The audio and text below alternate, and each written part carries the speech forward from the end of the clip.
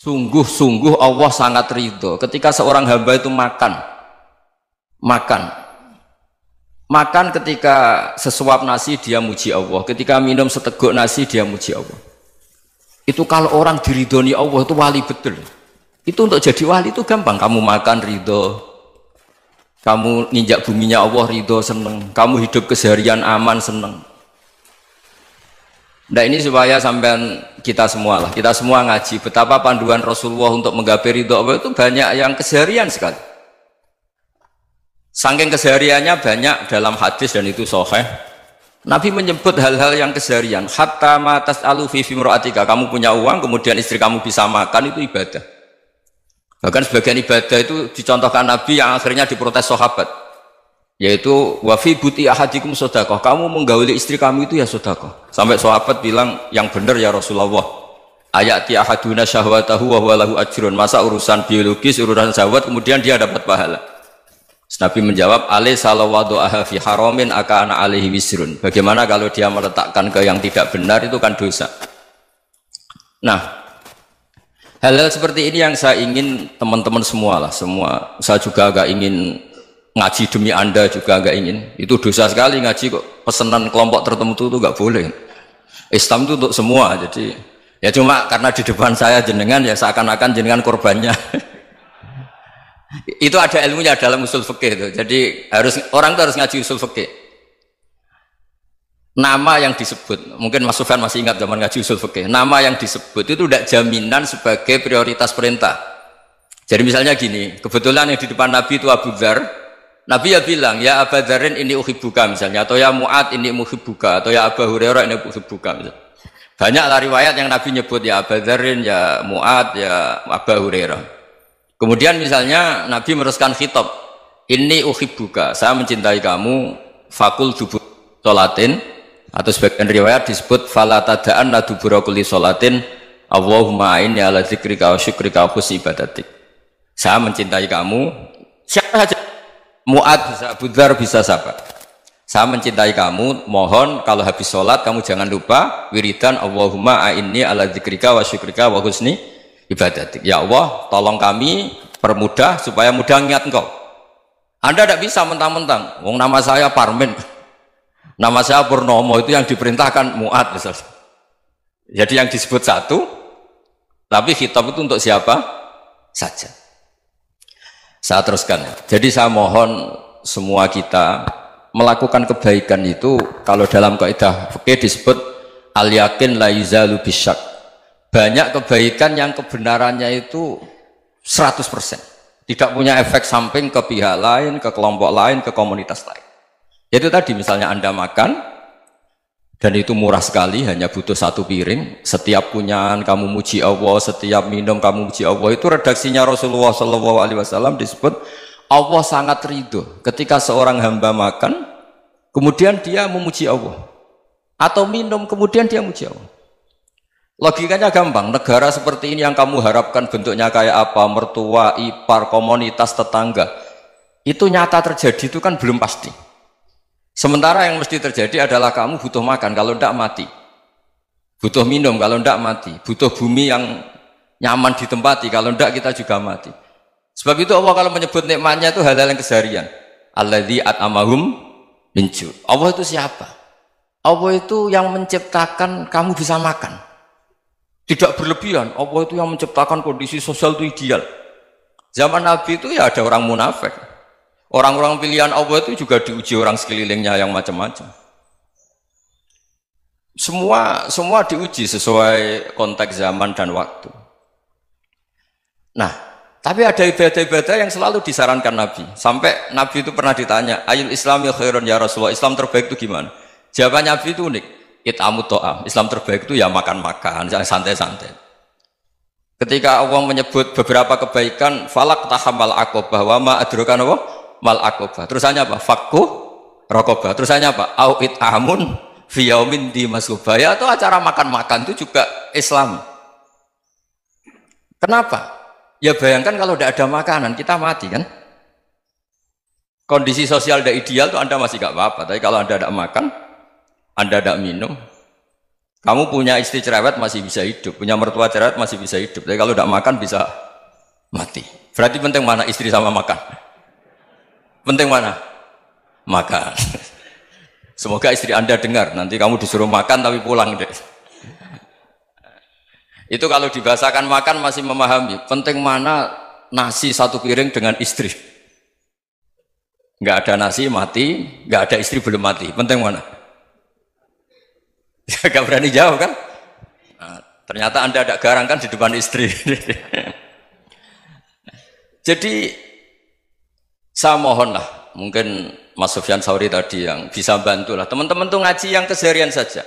Karena kita nyari ridho Allah itu berdasar firman Allah. Dan firman Allah itu menyebut keseharian tuh riang, gampang.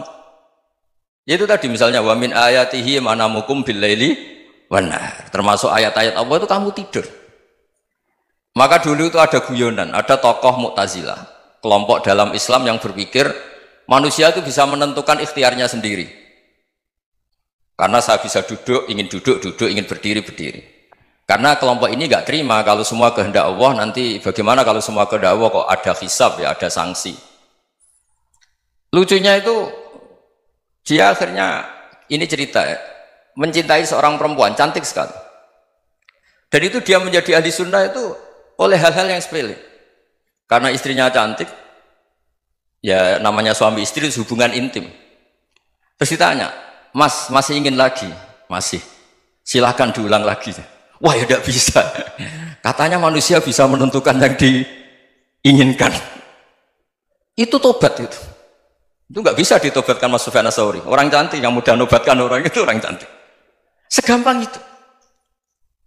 Akhirnya kita tahu, makanya kalau dalam kitab Hikam itu disebut al-akil mayyakul madza yaf'alu wa hubi wal ghafil mayyakul madza af'al.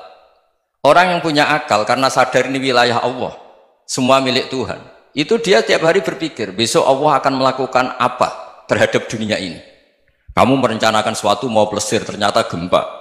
Mau wisata ke Rusia ternyata perang. Kamu tidak pernah tahu apa yang akan terjadi besok. Wa ma tadri nafsum madza taksibu ghadan. Tapi anda semua kita ini sering punya jadwal permanen. Makanya saya kalau diundang siapa saja, bisa takdir. Yang jelas Gus ini acara penting. Ya masih acara penting nak pangeran ngersakno piye? Kowe ape dadi pangeran, kamu kok mau jadi Tuhan? Itu kadang ya kiai. Penting Gus acara ini jenengan harus memastikan bisa. Loh kamu itu yang ngajarin tauhid, sesuatu itu biadillah kok bilang-bilang apa pasti. Kalau maksa terus tak tobatkan loh kamu kata saya. Ya kalau gitu Gus bilang insya Allah. Wah itu hati saya, fisik saya, roh saya sudah bilang insya Allah. Tidak usah kamu latih kata saya.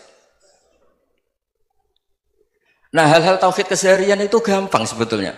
Wal ghafil yaqulu madza af'al. Tapi orang yang lupa Allah dia setiap hari bilang besok apa? Kita bisa melakukan apa? Seakan-akan dia itu aktor, dia penting, dia subjek permanen, dia. Padahal kita ini hanya objek kehendak Allah Subhanahu wa taala.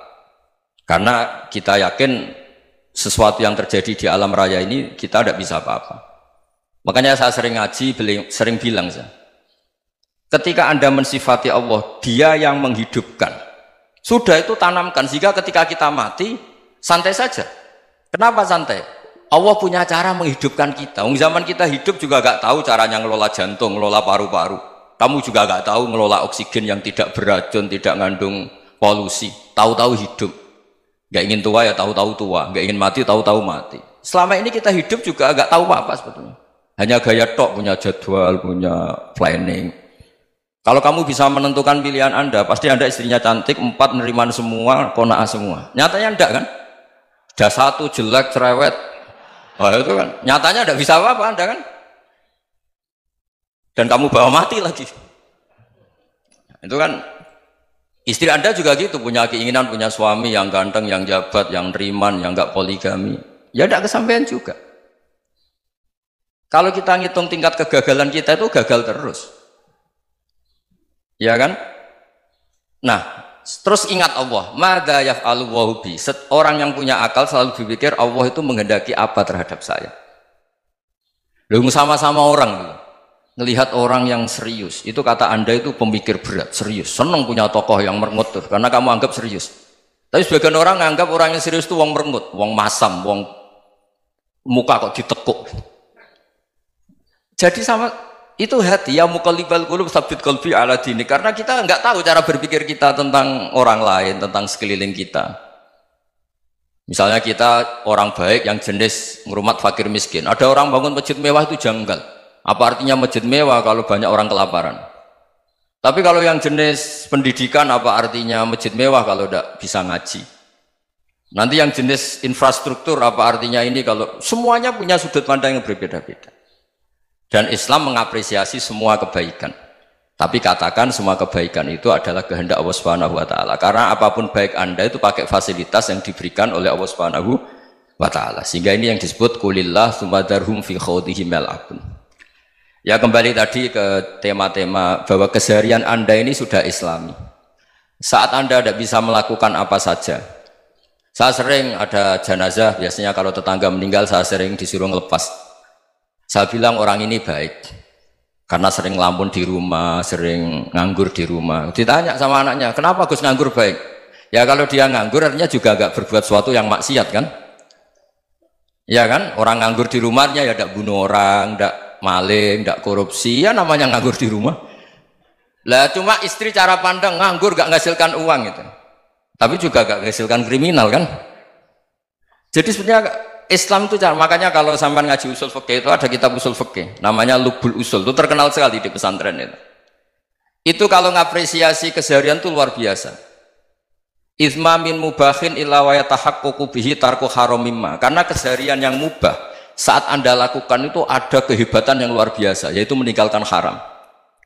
Makanya dulu banyak orang-orang alim ketemu temannya itu guyon sampai semalaman. Itu biasanya yang semangat Islam itu kiai kok tidak tahajud, kiai kok tidak witir. Orang yang sedang mapan uangnya banyak, malam itu tidak kelayaban itu sudah luar biasa. Melawan nafsu supaya tidak maksiat itu sudah luar biasa. Supaya lupa guyon sama temannya semalaman sampai subuh. Gejlok-gejlokan mengenang zaman miskin, zaman kuliah gak jelas, zaman apa. Melihatnya jangan tarkut tahajud. Seperti ini meninggalkan tahajud, tapi meninggalnya ini talkul muharramat. Jadi kayak apa hebatnya? Sehingga Imam Ghazali punya riwayat yang agak unik. Hatta takuna ibadatu akhiri hadil ummah iku an-naum. Sehingga suatu saat ibadah terbaik umat ini itu tidur. Itu kan riwayat kontroversi. Ketika Imam Ghazali tanya, kenapa iya? Kenapa kamu mulai keluar dari rumah itu sudah banyak maksiat? Melihat perempuan yang enggak mahram, melihat fenomena. Tapi kalau kamu tidur itu enggak melihat apa-apa. Tapi juga kamu jangan nganggap tidur itu ibadah betul. Saatnya melakukan fardu ain malah masih tidur. Tapi itu sudut pandang yang menjadikan kita Islam itu gampang. Jadi saat Anda tidak bisa aktivitas apa-apa, misalnya ada beberapa orang yang lumpuh. Lumpuh itu memang nggak bisa Jumatan, nggak bisa ibadah, tapi dia juga nggak bisa maksiat. Tidur itu memang Anda saat itu tidak bisa tahajud, tidak bisa witir, tapi saat itu ada zina, ada maling, tidak gosipkan orang, tidak bully orang, tidak menanamkan kebencian, tidak hasud. Sehingga tidur menurut Allah Ta'ala wa min ayatihi manamukum billaili apa? Wan-nahar. Karena di tidur itu selain ada unsur istirahat, jaga stamina, juga ada unsur meninggalkan beberapa keburukan. Nah saya mohon ibadah yang keseharian ini kita jaga. Supaya kita semua baca ayat itu fasih. Fasih itu tertanam di hati. Allah itu siapa? Alladzi at'amahum min ju'i wa amanahum min khauf. Dan Allah kalau cerita di Quran itu anna subabnal ma'a subba thumma syaqaqnal ardon wa syaqqa fa'ambatna fiha habba wa inaba wa qadba wa zaituna wa nakhla wa hadaika hulba. Kamu tahu saya ini siapa, kata Allah. Saya ini adalah Tuhan yang menurunkan air, kemudian ada tanaman banyak, habba wa inaba wa qadba, ada zaitun, ada tin, kalau orang Jawa mungkin ada tela, ada padi, ada mangga, ada pisang. Sudah. Wa inaba wa zaituna wa nakhla wa hadaika hulba, ada perkebunan yang lebat. Tujuannya apa? Mata Allahkum, silahkan kamu pakai, kamu nikmati. Tapi karena kadang kita ini punya ide-ide besar. Tadi untuk syukur saja nunggu punya istri riman, rumah baik, tetangga baik, komunitas baik, semuanya baik baru syukur. Lama-lama nanti ada di surga, syukurnya nunggu surga paling kelas A. Itu sudah ada yang menghuni Rasulullah, kamu nggak boleh di situ. Masa untuk syukur saja? Repotnya Masya Allah. Jadi mohonlah Quran yang kalau Anda hafalkan juz sama itu kan ada ayat-ayat yang kayak tadi. Ya, fal yang dzuril insanu ila ta'ami. Coba lihat Apa yang kamu makan ya? Dari mana? Dan untuk mempertahankan hidup kamu keseharian. Jadi jangan kira ibadah itu harus membentuk komunitas yang versi Anda. Ibadah itu harus yang hal yang mulu-mulu. Kesehariannya Anda alami. Loh, ini saya tidak bikin-bikin. Saya ngaji bukan karena berdasar pesanan. Itu ayat yang saya baca kan betul ada ayatnya kan. Fal yang dzuril insanu ila ta'ami anna sababnal ma'a sabba thumma syaqqaqnal ardo syaqqa fa ambasna fiha habba wa inaba wa qadba wa zaituna wa nakhla wa hadaiqa ghulba. Terusannya apa? Mata'al lakum, silakan kamu nikmati. Mata itu silakan kamu nikmati. Ya kayak sampean dikasih hidangan ya makan. Ya sudah makan, habis makan ya minum, habis itu ngantuk ya tidur. Ya sudah normal-normal saja. Kayak apa indahnya Islam? Tapi Anda mencari Islam yang gimana lagi? Nah itu yang diajarkan guru-guru kita, diajarkan sanad kita sampai Wali Songo, sampai Rasulullah SAW. Bahwa pada akhirnya ada jihad, ada perang. Itu dulu memang perang, bukan membunuh, beda. Dulu kita dijajah Belanda ya perang, dan itu normal karena kita dijajah. Jadi ketika orang lain ingin baik sama kita, wa in ahadum minal musyrikin astajaruka ya fajirhu hatta yasma'a kalam Allah. Kalau mereka ingin baik ya kita baik. Makanya ada istilah musta'man, mu'ahad. Kalau mereka ingin damai, berdampingan dengan kemajmukan ya itu yang lebih baik. Karena memang Islam menghormati proses perdamaian. Wa in janahu lis-salmi ya fajnah lah. Kalau ingin damai ya kita harus